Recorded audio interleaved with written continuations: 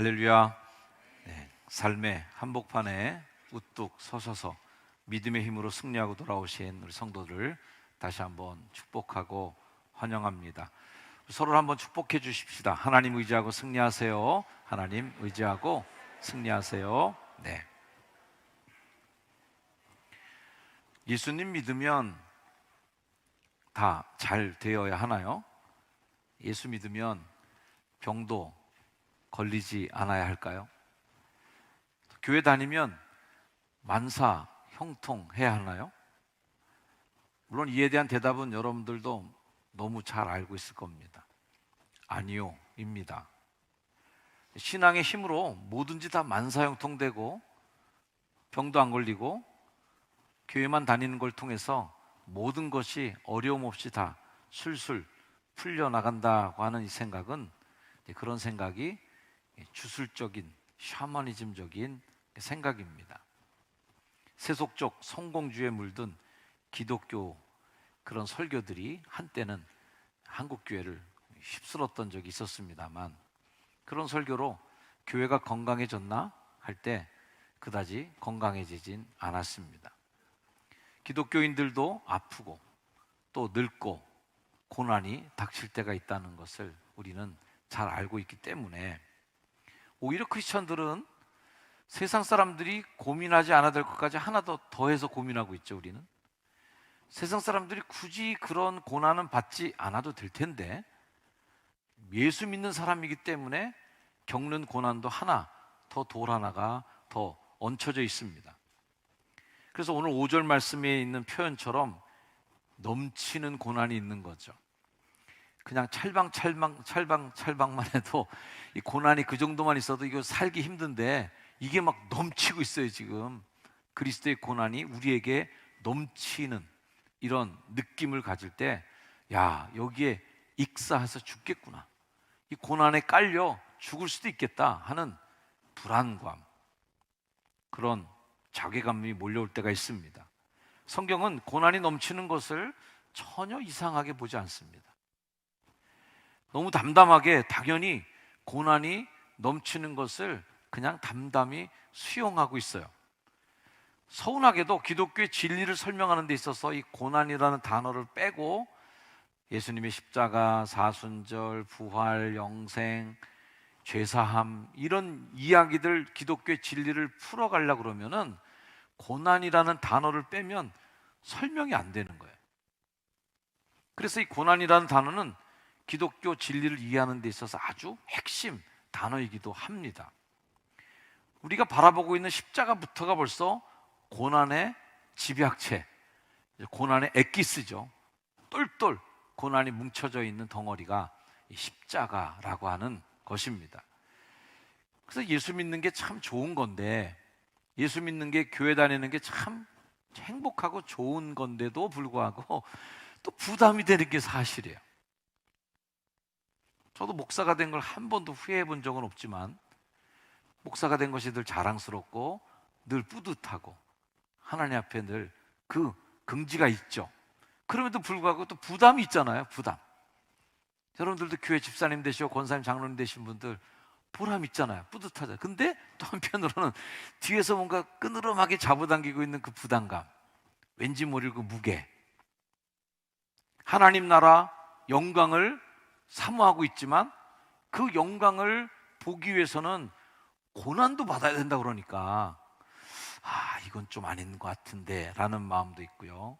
예수를 믿고 받는 복과 예수님의 제자가 돼서 내가 감내해야 될 자기 십자가, 이 둘의 충돌이 맨날 일어나고 있어요. 그래서 때로는 부담스럽고 마음에 짐도 되고, 때로는 이거 좀 벗어나고 싶어, 이 짐이 느껴지는 거죠. 성경은 아주 섭섭하게도 고난 또는 이 핍박, 이런 일들이 선택이 아니라 필수라고 얘기하고 있어요. 마가복음의 말씀을 보면 예수님께서 이렇게 얘기하십니다. 내가 진실로 너에게 이르노니 나와 복음을 위하여 집, 형제, 자매, 어머니, 아버지, 자식, 전토, 이거 버린 사람들 현세에도 집, 형제, 자매, 어머니, 자식, 전토를 100배나 받아. 여기서 딱 끝나면 완전히 아멘인 성경 말씀이죠. 그렇게 버린 거에 100배를 쳐서 너한테 다시 준다, 아멘 할 수 있는데 박해를 겸해서 또 받아야 된대요. 100배의 축복이 오는데 100배의 박해가 겸해서 같이 따라 들어오는 거예요. 그러니 이 선물을 내가 받아야 되나 안 받아야 되나 고민이 심하게 되는 거죠. 성경은 참되게 살고자 하는 성도들이 당하는 고난을 그리스도의 고난, 이렇게 표현해 줍니다.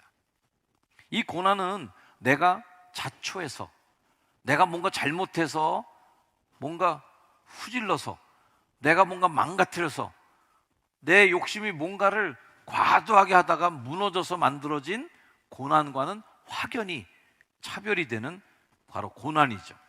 베드로전서 2장 말씀에 죄가 있어 매를 맞고 참으면, 이거 자기가 저지른 거예요. 자기가 죄가 져서 자기가 죄를 짓고 매를 맞고 참는 거, 이거 칭찬받을 일이야 이게? 라고 묻습니다. 그러나 선을 행함으로 고난을 받고 참으면 이게 바로 그리스도의 고난이라고 부를 수 있는 거죠. 그러면 이것은 하나님 앞에 아주 최고의 표현을 써줘요. 아름답다. 칭찬 정도가 아니에요. 상 주겠다는 정도가 아니라 아름답대요. 이만한 칭찬이 어디 있겠습니까? 어떤 것? 선을 행하면서 고난을 받고 참는 것, 그거는 아주 아름다운 일이에요. 근데 자기가 죄를 짓고 자기가 잘못해갖고 자기가 매를 맞고 그거 꾹 참으면 그거 칭찬받을 일 아니라는 거예요. 많은 사람들이 혹여나 본인이 당하는 그런 고난, 핍박, 그 욕심 때문에 망가진 건데, 과도한 욕심이나 무리수를 둬갖고 뭔가 무너지고 망가지는 거를, 아유, 우리 주님의 고난을 나한테 주셨나 봐, 이렇게 여기는 분이 있습니다. 그거 칭찬받지 못한다는 거예요. 왜? 자기 때문에 그런 거니까. 결국 성경이 이렇게 오늘 디모데후서 1장 8절 말씀에 잔인한 선언을 하고 있어요. 한번 읽어볼까요? 시작. 오직 하나님의 능력을 따라 복음과 함께 고난을 받으라. 2부 때도 이 설교하면서 복음과 함께 고난을 받으라 제가 선언했는데 한 명도 아멘을 안 했습니다. 대부분 받으라 그런 말 다음에는 성도들이 아멘 하는 게 나오는데 이 말씀에는 아무도 아멘을 안 했어요. 다시 한번 해보겠습니다. 복음과 함께 고난을 받으라. 왠지 불안한 아멘이신 것 같습니다. 하나님의 능력은 고난을 받지 않는 게 능력이 아니라는 것을 분명히 알아야 됩니다. 하나님의 능력으로 어떤 고난도 방탄이 되고 어떤 고난도 다 막아내는 참 투명한 돔처럼 내 인생을 딱 도움이 둘러싸고 있어서 어떤 공격도 튕겨져 나가버리는, 그게 능력이 아니라는 거예요. 이 고난이라고 하는 것이 내 속에 들어와 있지만, 파고 들어왔지만 이 고난을 발판으로 역전의 드라마를 펼치는 게 이게 능력이다라는 겁니다. 고린도전서 1장 18절 십자가의 도, 이 십자가의 도가 한마디로 딱 요약하면 그냥 고난이에요. 예수님 십자가가 뭐예요?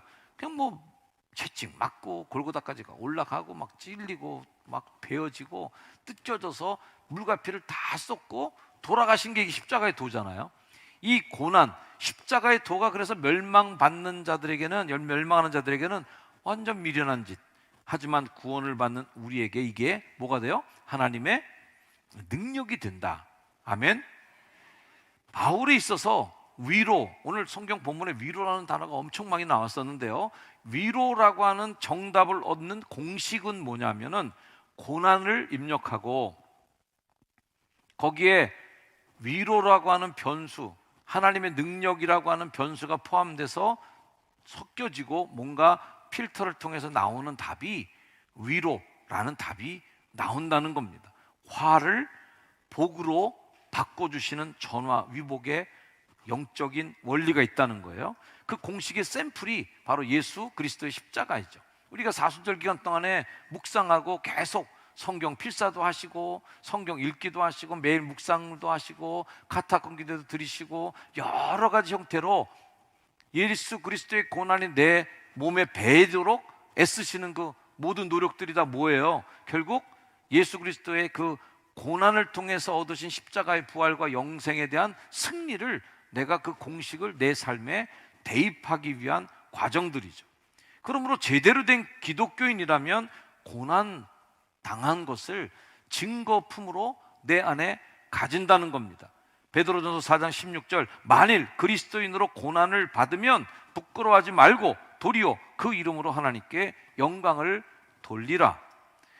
효성중앙 성도 여러분, 이런 설교 여러분 주일날 들으면 사실 제가 성도라도 설교를 여기서 땡 끝, 여러분 나가서 이제 고난을 받아 나가십시오 이렇게 얘기하면 기분이 굉장히 안 좋을 것 같아요.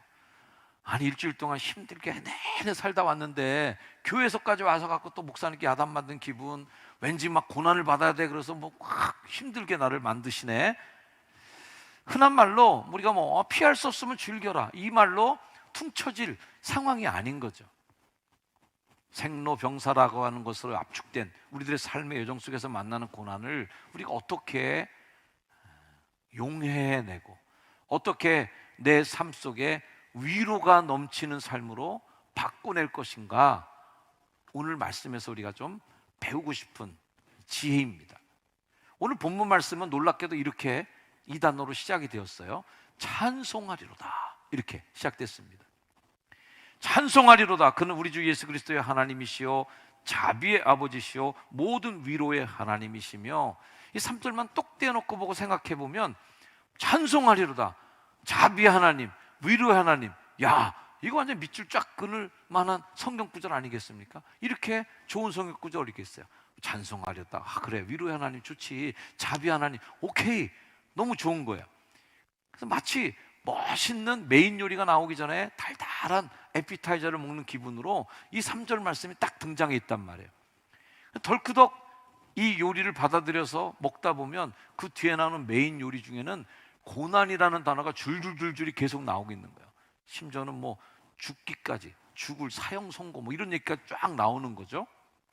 자, 찬송하리로다, 이 말 들고 나서 나오는 뒷구절들을 보니까 이거 이상하네.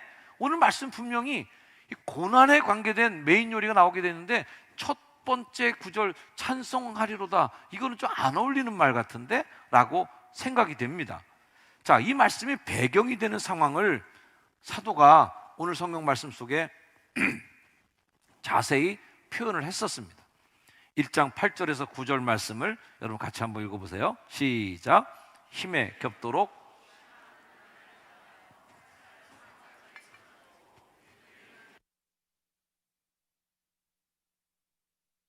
자, 이 상황이 지금 찬송하리로다라고 얘기한 상황인 거예요. 너무 안 어울리죠? 이 찬송할 상황이 아닌데 지금 이게 곡을 해도 지금 시원찮을 것 같은데 이 상황에 찬송을 부르라고? 가장 우리가 쉽게 기독교인이 지을 수 있는 범죄가 뭐냐면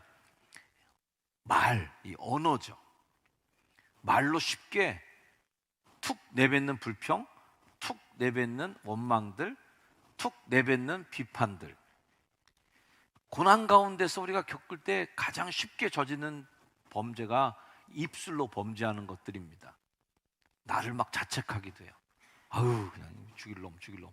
나 자신을 막 구박하고 내 인생을 저주할 때도 있고요.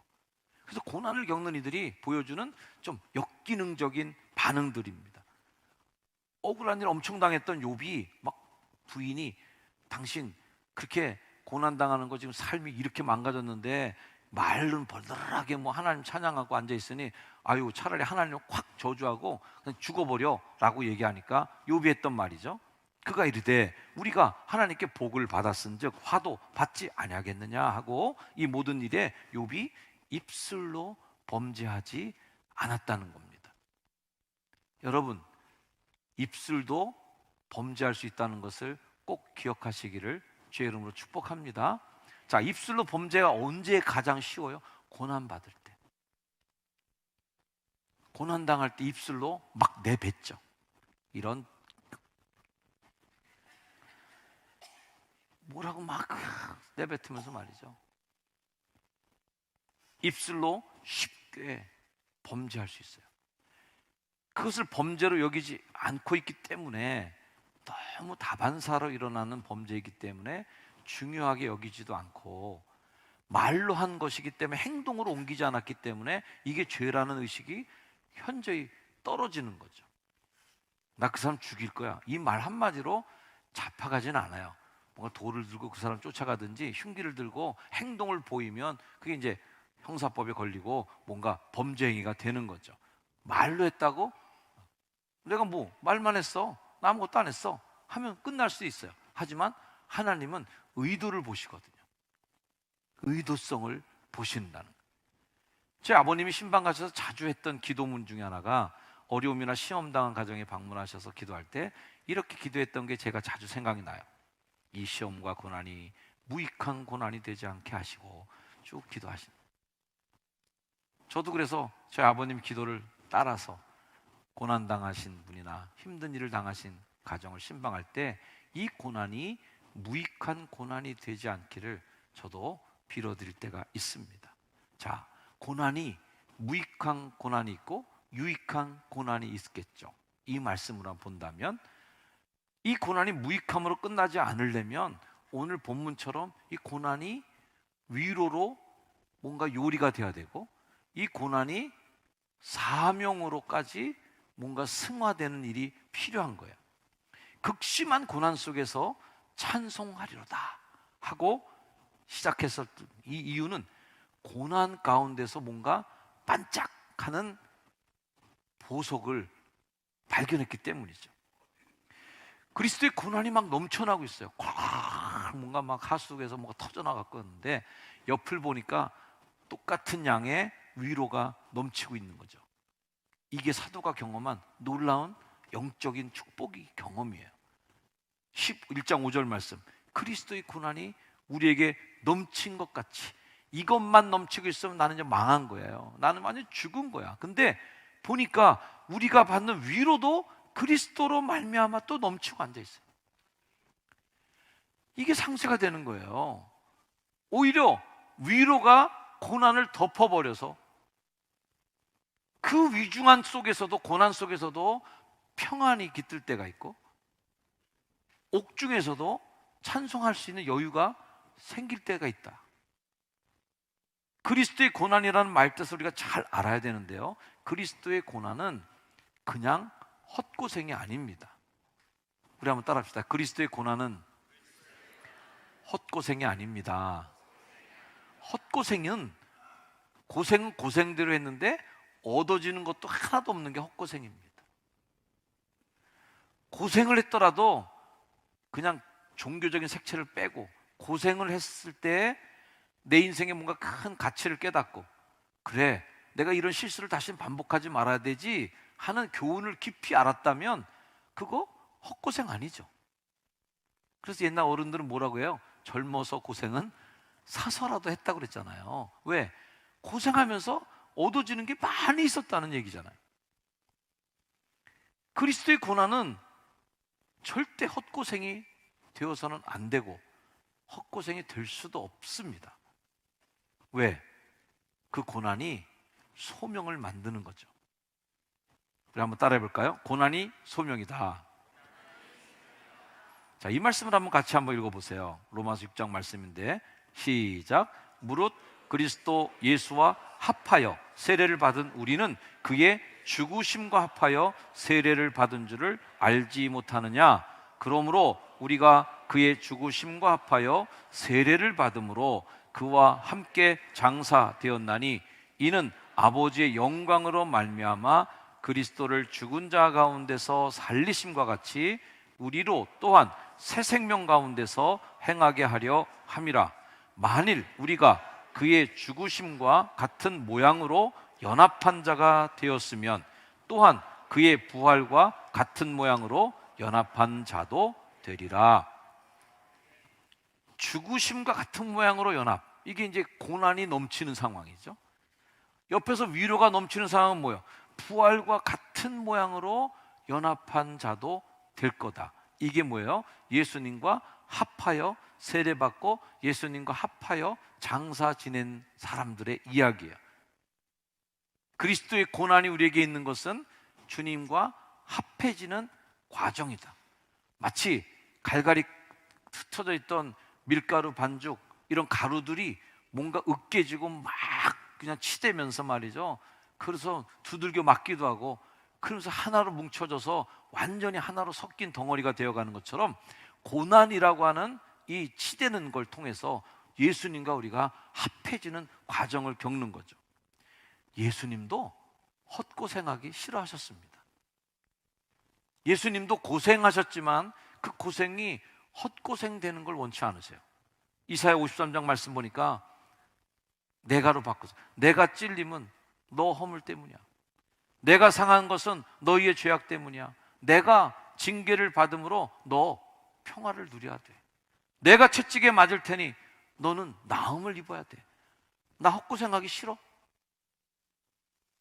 내가 이렇게 고생하고 내가 채찍 맞고 내가 십자가 지는 거 네가 잘 되지 않으면 내 고생은 이거 헛고생이야. 이거 내가 채찍에 맞음으로 너는 나음을 입어야지. 내가 징계를 받으니 너는 평화를 누려야지. 옆에 분에게 인사해 주세요. 예수님 헛고생 시키지 맙시다. 우리 예수님 헛고생 시키지 맙시다. 여러분들이 평화를 못 누리고 여러분들이 나음을 입지 못한다면 예수님 정말 헛고생하신 거죠. 그러나 주님 헛고생 안 하신 줄 믿습니다. 여러분들의 고난도 마찬가지예요. 예수님의 고난을 얘기할 때 대속적 고난이다 이렇게 얘기합니다. 대속이 뭐예요? 대신 빚 갚아주는 게 대속이죠. 대신 빚 갚아주는 고난, 그리스도의 고난이에요. 그래서 바울이 자신이 겪는 고난을 뭐라고 부르냐면 그리스도의 고난이라고 부릅니다. 자기가 겪는 고난이 뭐야? 막 배 뒤집어지고 막 사형 선고를 받고 풍랑을 만나고 옥에 갇히고 이 난리치는 게 네 고난이지 뭐 그게 그리스도의 고난이에요. 근데 그리스도로 말미암아 겪는 이 고난에 대해서 바울은 자신 있게 내가 겪는 이 고난은 그리스도의 고난, 고린도서 1장 5절 그리스도의 고난이 우리에게 넘치고 있어. 지금 내 고난이 아니야 라고 고백합니다. 여기에 핵심이 있어요. 그리스도의 고난은 세상 말로 그냥 당하는 생고생이 아닌 겁니다. 그리스도의 고난은 겪는 사람들을 선순환으로 뭔가 계속 돌려주면서 재생시키고 성장시키는 힘이 있는 고난이 그리스도의 고난이에요. 이게 순차적으로 한번 보여드리자면 고난을 당하죠. 그 다음에 위로를 경험하죠. 그 다음에 이 위로의 체험을 통해서 사역의 능력이 준비가 되죠. 그리고 내가 겪으니까 그 겪은 사람들 아픔을 더 잘 알아. 그래서 그 받은 위로가 내가 넘치니까 고난당한 사람들 효과적으로 또 위로해줘요. 그래서 이 고난이 또 성숙되면서 이제 사명으로 가는 거죠. 이런 표현 들어보셨을 거예요. 상처 입은 치유자. 많이 듣는 표현입니다. 이 용어를 처음 사용하신 분이 정신분석학자인 칼 융인데요. 그리스 신화에 나오는 위에는 사람이고 밑에는 말로 된 그런 그림 본 적 있으시죠? 네. 상체는 사람, 하체는 말의 모습을 한 존재가 카이론인데 실수로 히드라가 쏜 히드라의 피로 독을 삼은 화살에 맞아서 이 카이론이 극심한 고통을 겪게 되고요. 결국은 그 극심한 고통을 끝내기 위해서 제우스에게 나 죽게 해달라고 합니다. 나 영원 불멸하게 계속 고통을 하면 안 되잖아요. 그러니까 나 빨리 죽는 게 낫겠어. 그래서 죽게 해달라고 합니다. 그리고 그가 불멸하는 그 능력, 영원히 죽지 않고 고통을 받는 그 능력을 프로메테우스에게 그냥 줘버리죠. 그래서 프로메테우스는 계속해서 새에게 심장이 쪼이면서 고통당하는 것을 끝까지 계속 이어져 가는데요. 이 카이론이 상처를 치유해주는 사람이 아니죠. 반신, 반인 존재였어요. 상처를 치유해주는 존재인데 내가 상처를 받았다. 이런 발상 속에서 바로 상처 입은 치유자라는 표현이 나옵니다. 이 개념을 빌려서 그리스도인이 해야 할 사역을 강조한 분이 70년대 유명한 영성 저술가였던 헨리 나우엔이라는 분이 상처 입은 치유자라는 책을 써내면서 유명해졌죠. 예수님 바로 그런 분이다. 고난을 그분이 많이 당하셨어요. 그러면 우리가 볼 때, 나 행복하게 살고 싶어. 난 좀 이런 고생 안 하고 싶은데, 그래도 내가 따라가는 분을 보니까 고생을 너무 하는 분이야. 저분 따라갔다 큰일 나겠는데? 저 양반 계속 본받다가는 내 인생도 저렇게 되는 거 아니야? 따라오고 싶지 않단 말이에요. 근데 그분이 누구예요? 상처를 많이 받으신 분인데 상처 입은 치유자셨다는 겁니다. 우리 그리스도인들은 완벽해서 남을 치유해주는 사람들이 아닙니다. 난 고생 하나도 안 했어. 그러니까 내가 전도할 테니까 들어봐. 나처럼 고생 하나도 안 하려면 예수 믿어야 돼. 이게 아니라는 거죠. 나 예수 믿고 돈 많이 벌었거든? 너 가난하게 살고 싶지 않으면 내 말 잘 들어봐. 부자가 되는 길을 보여줄게. 이런 게 전도가 아니라는 거죠. 나 예수 믿고 병 하나도 안 났어. 나 건강한 거 봐.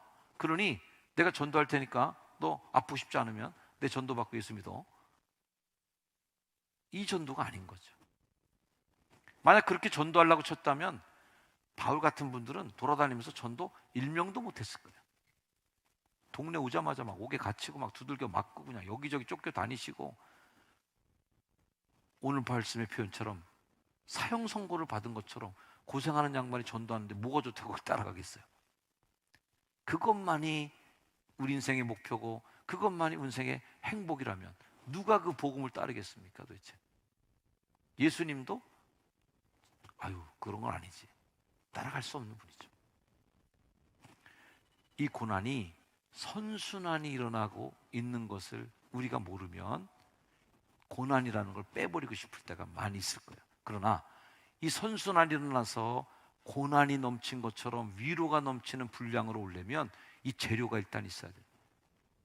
기도의 재료. 하나님께 매어달려서 하나님과 씨름하는 그 재료. 다 그게 뭐야? 이 고난이잖아요. 고난 놓고 기도하시지 행복 놓고 여러분 기도하시는 분 많이 없을 겁니다. 고린도서 1장 6절, 우리가 환난 당하는 것도 너희가 위로와 구원을 받게 하려는 것이요, 우리가 위로를 받는 것도 너희가 위로를 받게 하려는 것이니 이 위로가 너희 속에 역사하여 우리가 받는 것 같은 고난을 너희도 견디게 하느니라. 아멘. 이게 바울이 고난을 당하고 나서 깨달은 엑기스를 주고 있는 거예요. 대속적 고난, 자신의 사역이 되는 고난, 이 승화작용을 바울이 겪은 거죠. 대속적 고난의 반대편에 있는 용어가 뭘까 하면 이기적 고난입니다. 이기적 고난이 뭐예요? 전에도 보면 그런 얘기 우리 어른들이 많이 하셨죠. 시집살이 호되게 한 며느리가 나중에 된 시어머니 된다. 네. 이게 뭐예요? 이기적 고난이에요.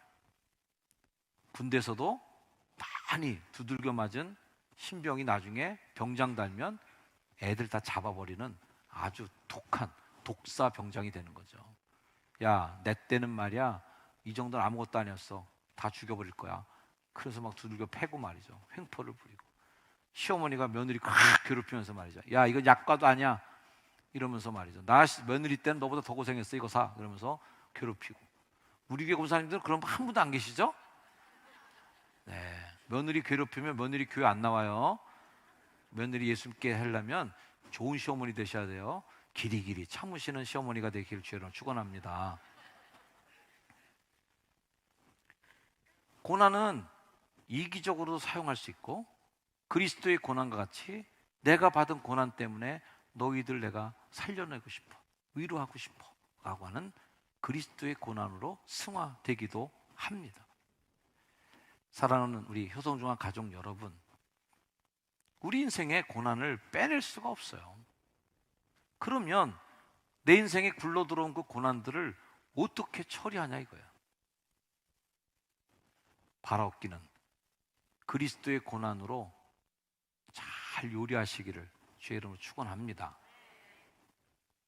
이타적 고난으로 승화시키는 거죠. 타인을 위로하기 전에 그래서 우리가 먼저 해야 할 일은 여러분이 위로를 많이 받는 겁니다. 비행기 타면 꼭 듣는 멘트. 비행기가 위급 상황이 닥치고 뭔가 문제가 생기면 산소 마스크가 위에서 떨어질 겁니다. 산소 마스크가 떨어지면 너부터 쓰세요. 이게 비행기에서 나오는 꼭 멘트입니다. 우리가 생각할 때는 뭐 이런 이기적인 멘트가 있어. 응? 신사도 정신을 발휘해서 옆에 사람 마스크 채워주고 이게 좀 희생해야지. 근데 너부터 쓰라는 거야. 너부터 쓰고 그때 네가 살아야 남도 도울 수 있어. 그러니 너 먼저 살고 그 다음에 약자들을 마스크를 씌워주기도 하고 보살펴 달라는 겁니다. 내가 죽으면 아무것도 할 수 없기 때문에 그러세요. 사랑하는 우리 성도 여러분, 저는 여러분들이 세상에 나가서 많은 분들에게 위로의 메신저가 되시기를 주의 이름으로 축복합니다. 그러려면 고난이 넘친 것 같이 위로도 넘치셔야 되는 거예요. 그 위로는 어디서 올까? 땅을 파서 안 나옵니다. 위로는 그리스도의 고난이 우리에게 넘치는 하늘의 위로가 있는 것처럼 하늘에서 여러분들에게 말씀으로 주시는, 기도를 통해서 받는. 왜 기도가 필요해요? 위로는 산더미처럼 쌓여 있는데 그 위로를 내 논으로 끌어들이려면 이 기도의 물꼬를 터야 되는데, 그럼 물이 들어올 텐데, 그래서 자꾸 기도하자는 얘기죠. 성경을 필사하면서 위로가 오도록 뭔가 내가 신앙적인 노력을 통해서 그 물기를 내 안으로 들이도록 노력하자는 거예요. 내가 살아야 우리 남편도 위로해 줄 수 있습니다. 내가 위로받아야 내 자식들도 위로할 수 있습니다. 내가 짜증이나 죽겠는데, 내가 막 독이 올라와 있는데 누구를 위로해요? 신경질을 쏘아대고 독서를 쏘아대고 독을 뿜는 거죠.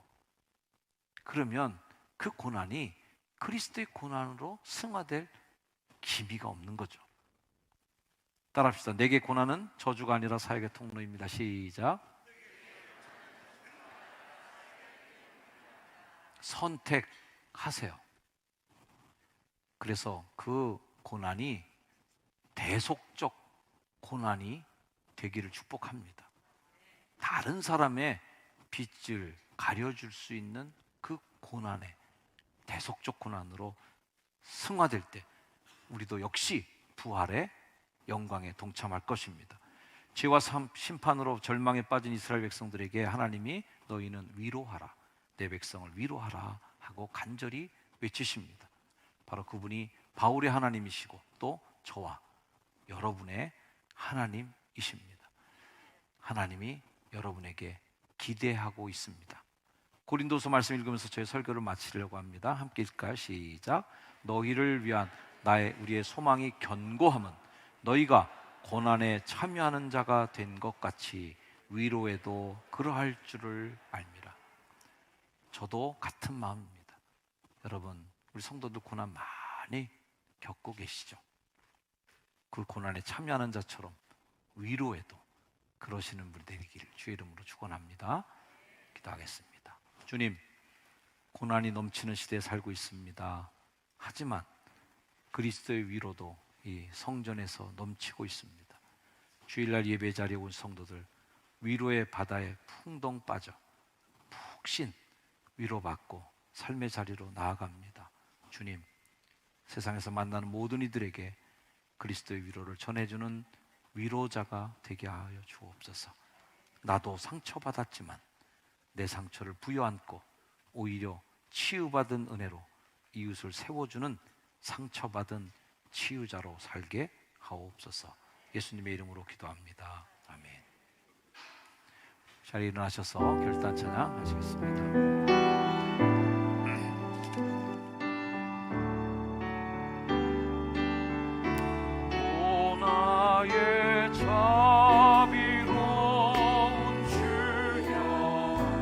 나의 몸과 영혼을 주의 은혜로 다 채워주소서.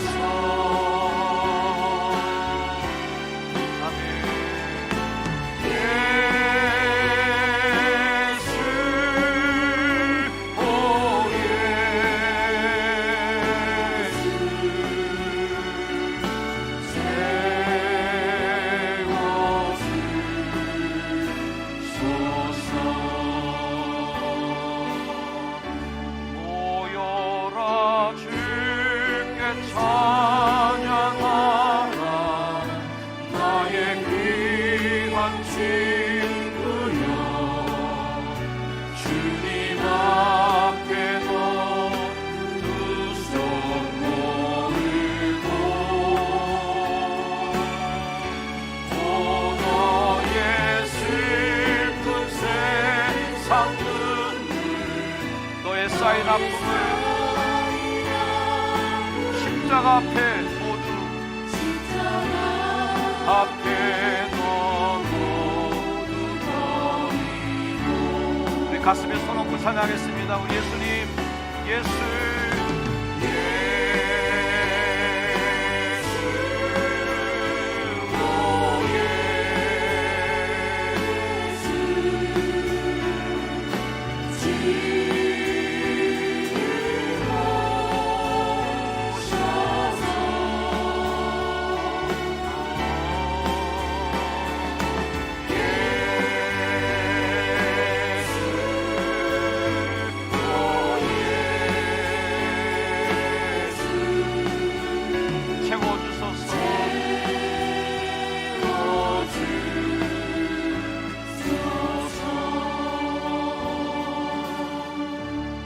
하나님, 우리 가슴 안에 채워 주시옵소서. 나의 슬픈 세상 눈물, 나의 쌓인 아픔도 십자가 앞에 모두 내어놓습니다. 위로로 이 모든 것들을 씻어 주시고 내 안에 풍성한 위로의 물이 넘쳐 우리 가족들을 위로하는 자가 되게 하여 주시고, 남편을 위로해 주는 자 되게 하시고, 아내를 위로해 주며 세상살이 힘든 자식들 도닥이며 위로해 주시고, 지친 속도원들 위로해 주시고, 그렇게 내가 겪은 교난, 내가 겪는 고생을 다 뛰어넘는 위로의 물결로 세상에 흘려보내는 따뜻한 그리스도의 사랑의 전달자가 되어주시기를 바랍니다. 그런 마음 가지고 잠시 결단하며 기도하겠습니다.